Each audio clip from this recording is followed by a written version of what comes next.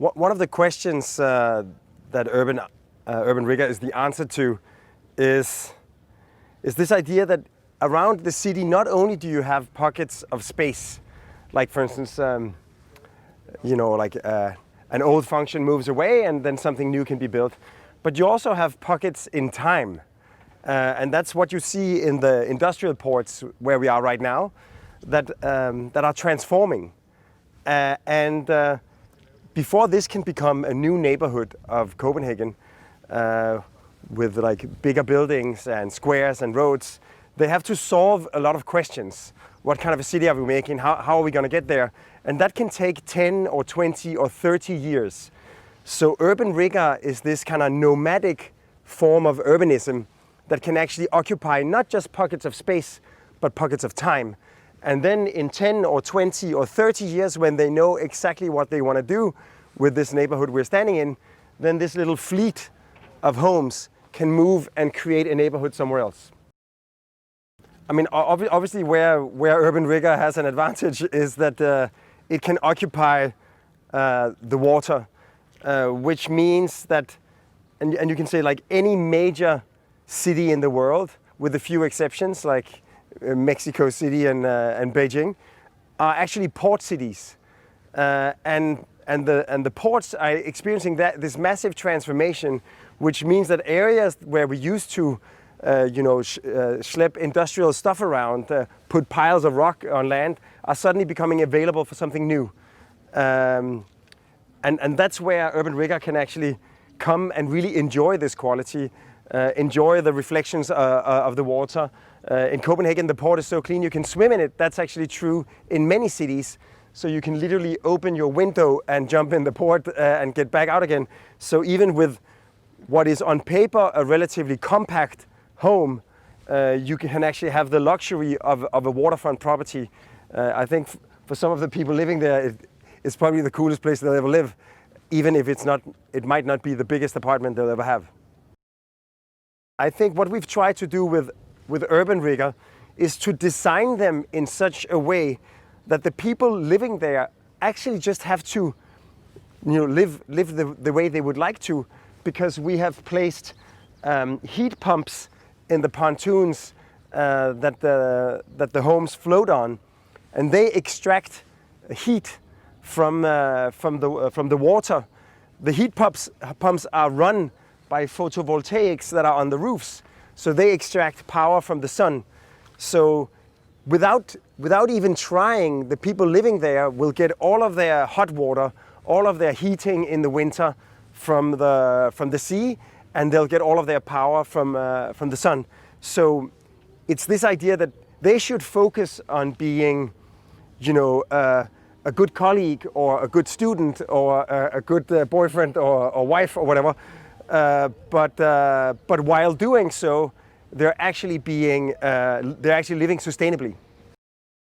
You can say like the way that you normally stack containers is on long straight rows.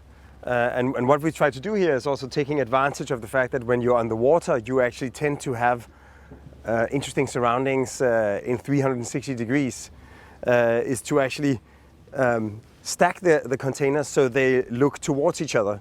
They create this kind of little communal oasis, while still also ensuring the privacy and the intimacy of being alone with the horizon. So I think in that sense, the way you group people together, the spaces you create between them, can be an invitation to get to know each other and to expand your community. I mean, obviously, when you have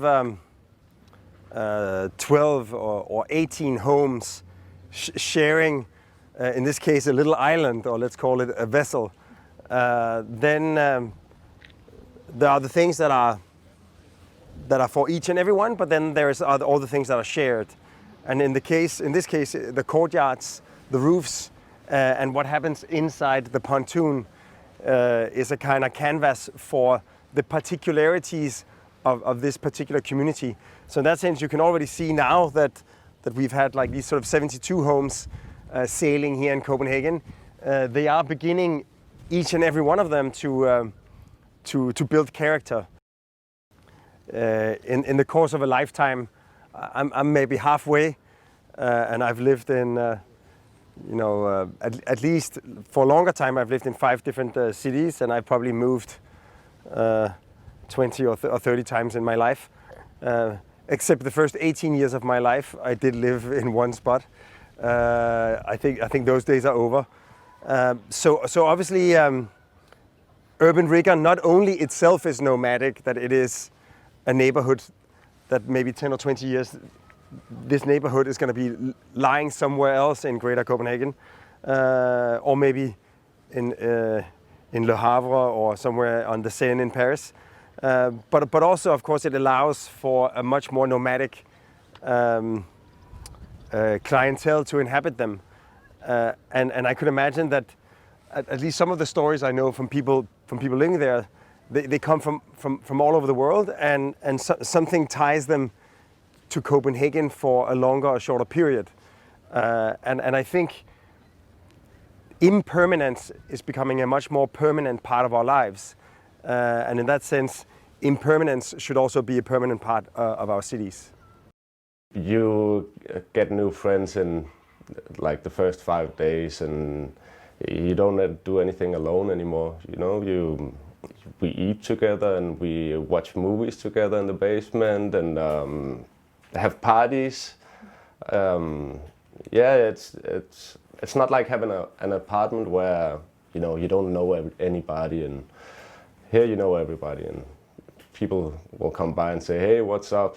if they see you're down or something. So the village is very important for me because I like to live by myself, but I'm a very social person, and I like to contribute to the community, for example, with yoga classes. And we plant some of our own herbs in the garden, and everybody contributes. It's just a nice feeling of not being alone, especially when you live in a big city and you're a foreigner, and making contacts with open and like-minded people. The difference between living here and at Urban Rigor and anywhere else is the community that is created at Urban Rigor. I have never experienced such a thing, such a neighborhood in Denmark, because from where I come from, neighbors is a lifestyle, and you're always interacting with each other. And before, I have never experienced such a thing in Denmark. And since I moved here, I really loved how we're kind of all always together and sharing every day and everything. And it's just a nice feeling to not feel alone.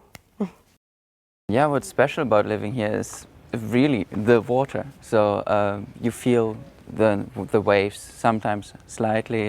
It's always interesting. You have bad weather, but it's interesting to have bad weather because you have lots of windows, you can look outside, you have the waves, and that makes it interesting. In another apartment, it's just boring and you're just depressed because it's raining.